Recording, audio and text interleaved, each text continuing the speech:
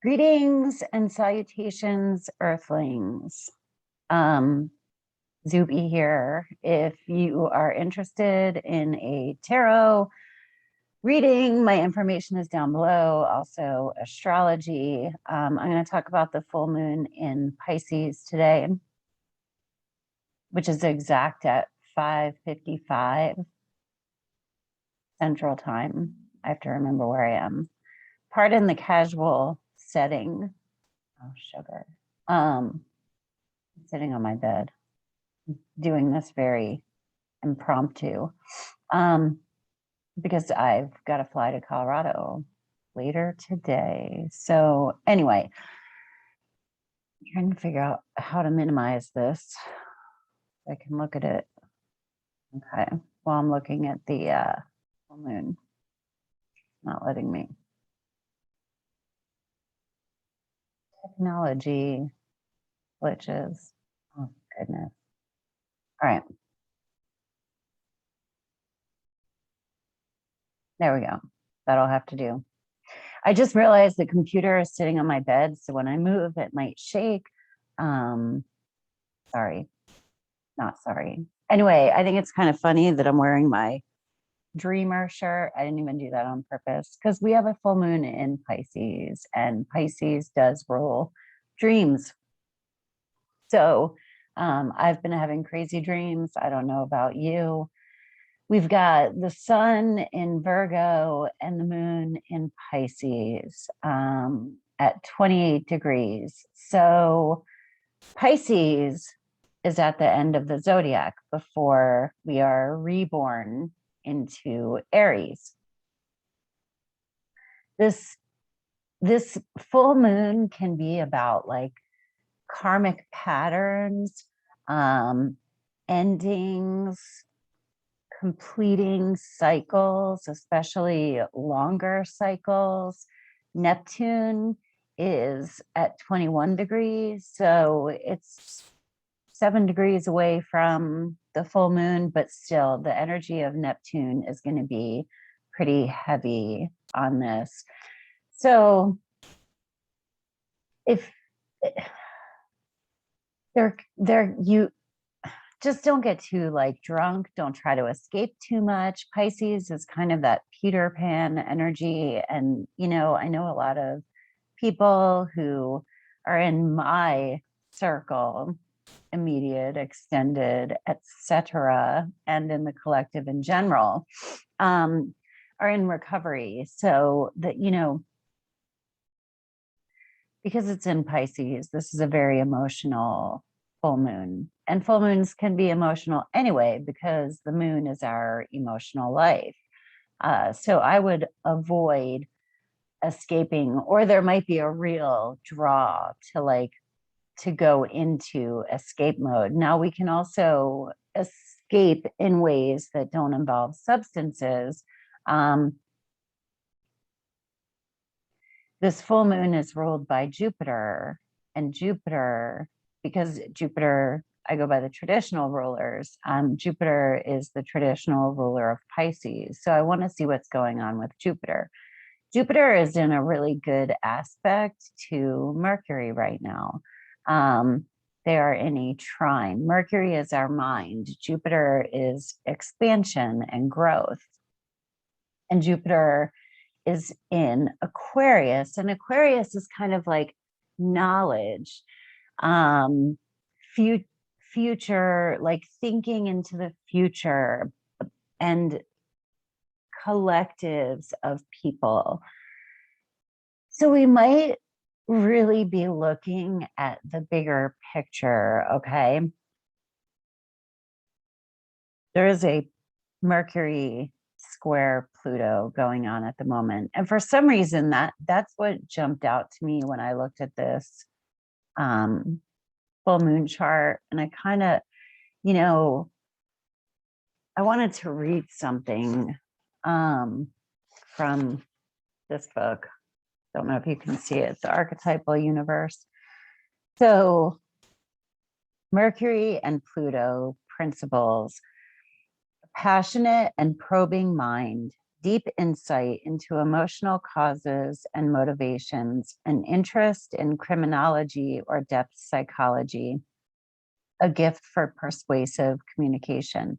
On the flip side, we have mental struggles and obsessions, fear of one's dark or shadow thoughts, harmful and destructive communication, aggressive dogmas and beliefs, and crude speech. There's a lot more to it. Pluto is the subconscious. It's our fears, and Pluto rebirths us, right? Into new beings, but we have to penetrate like our shadow. We have to ask ourselves tough questions. The phrase is coming to mind, like the truth will set you free, but only after it beats the shit out of you, something like that. I'm sure, there are better ways to say it, but that's how I took it. And Mercury is our mind, the way that we think, the way that we communicate. And at the moment, Mercury is in the area that it is going to retrograde. I believe it goes into retrograde on the 26th. So whatever emotional things are coming up for us at the moment,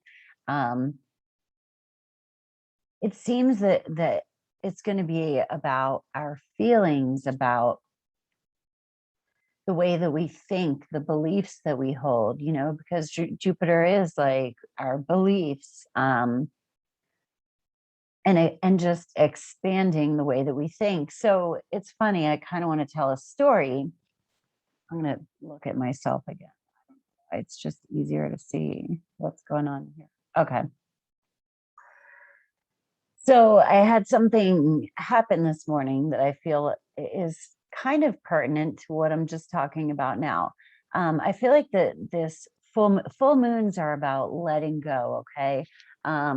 And people do tend to kind of go crazy because the moon is like our emotions, and even school teachers and ER nurses will say, and I think they've actually done studies of it, that like emergency rooms are busier and classrooms, the kids are like crazier during a full moon because they're just very emotional. But so this morning I'm about to fly to Colorado, and my boyfriend Zeke called me and he was like, hey, can you bring my other garage door opener?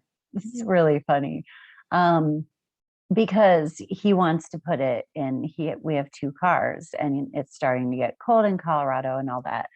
And immediately in my stomach, I kind of felt anger, right?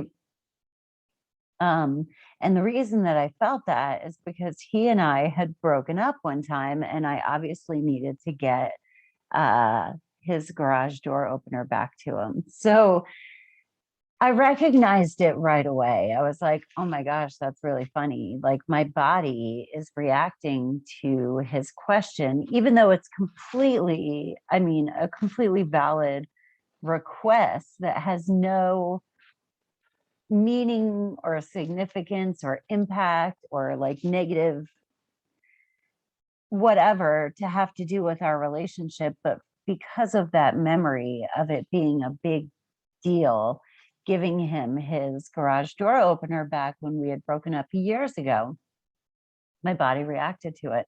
And at the time when we were on the phone, I was like, yeah, totally. But in my head, I was like, wow, that's funny. Like, my stomach did like a flip flop.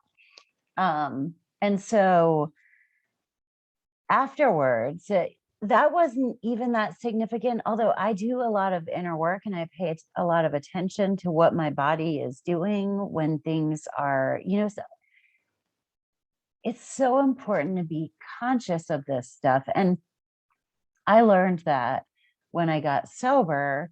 It's why I don't really like to watch scary movies or things like that anymore. I used to love The Walking Dead, but I started initially because it was a way to, my therapist had actually said, if you have PTSD, you really shouldn't watch scary movies. It's about your diet coming in.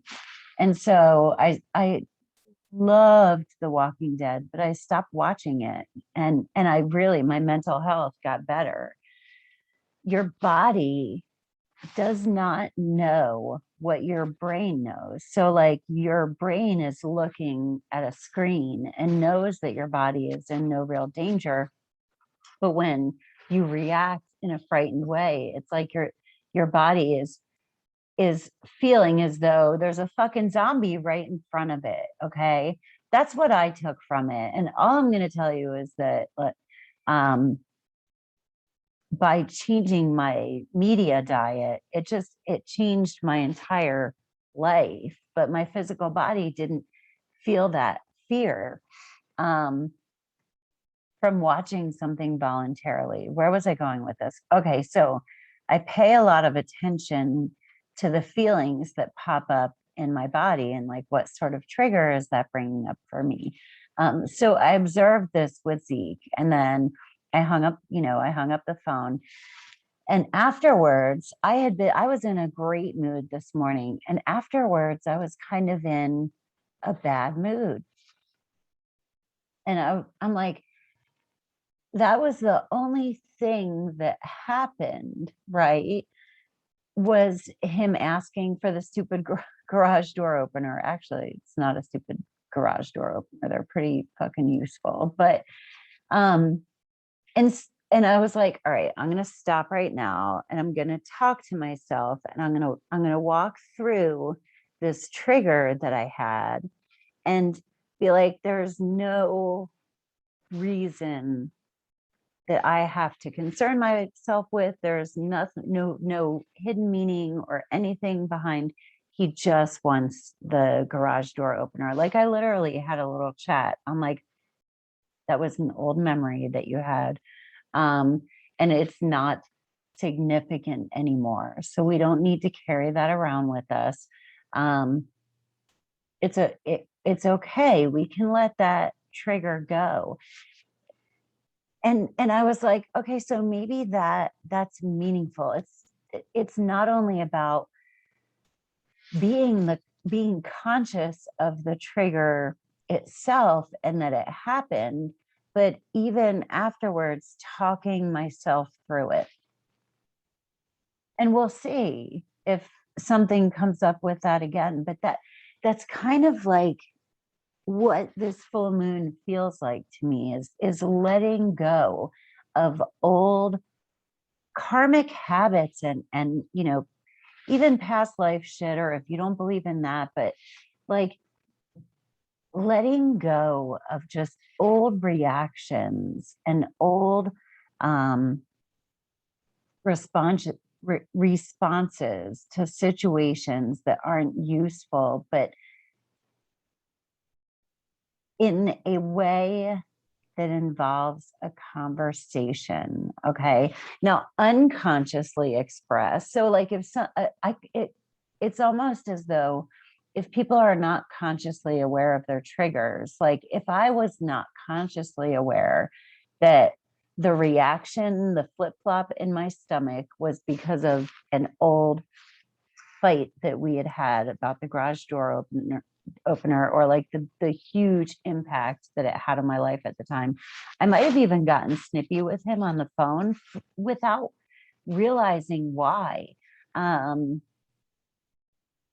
I could have carried that around with me all day. And maybe there's lots of other little shit like that that are just old wounds that get refreshed consistently that I could have let go, and I'd be a miserable fucking person right now, which I used to be. And I used to drink myself silly to like escape that.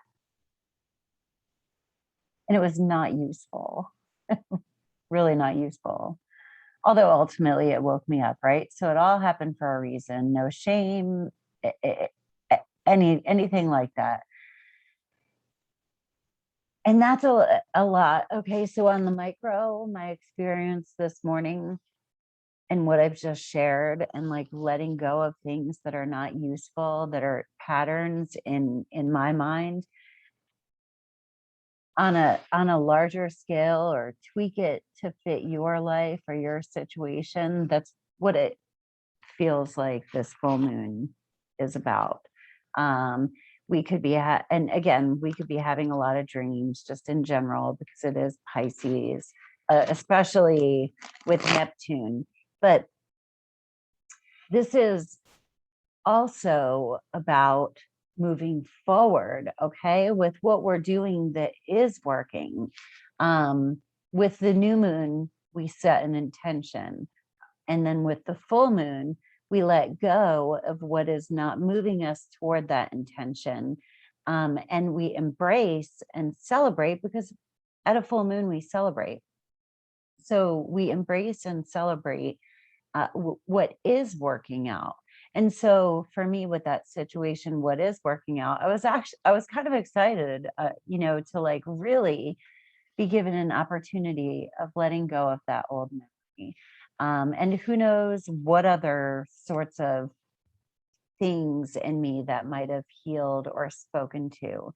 I would definitely put some full moons are rough. This one doesn't really feel rough. It feels, good. Put your crystals out to charge if that's like something you're into. I want to pull a card of we'll get spiritual advice on this one. The Seven of Wands. We want to protect our boundaries, and be cognizant of what is ours and what belongs to other people. This full moon can come with a lot of shouting, a lot of what was it that really spoke to me? Mental struggles and obsessions, fear of one's dark or shadow thoughts, harmful and destructive communication, aggressive dogmas and beliefs, crude speech. So just be consciously aware of like what belongs to you and what belongs to other people. That's what the Seven of Wands, because you might not be having the most pleasant of thoughts, right? And be mindful of projecting that on other people and internalize your journey, but don't internalize what other people are chucking at you. Okay. I'm gonna pull another one.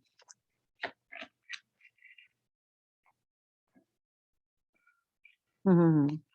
7, 7. I don't know if that number is symbolic to anybody. Yeah, this can be a time of frustration. Okay. He's looking at what he has been working on, and he can only take out one pentacle at the moment. So he's waiting for things to manifest and grow. And what I was just saying about the manifestation process and the full moon cycle, we're letting go of what's not working. And we're moving forward with what is working. So we may not be reaping everything. It might be frustrating because it's like, well, I thought I'd be able to, I thought that there would be more now. Okay. But let's be where we are, and know that there is always more to come, but we have to be, well, we don't have to, we can be totally fucking grumpy with where we are right now. But if we accept where we are, then we can move forward and celebrate our accomplishments. Anyway, I've got to get going and get ready for my trip. I hope you have a great day on Earth. Happy full moon. Peace. Namaste.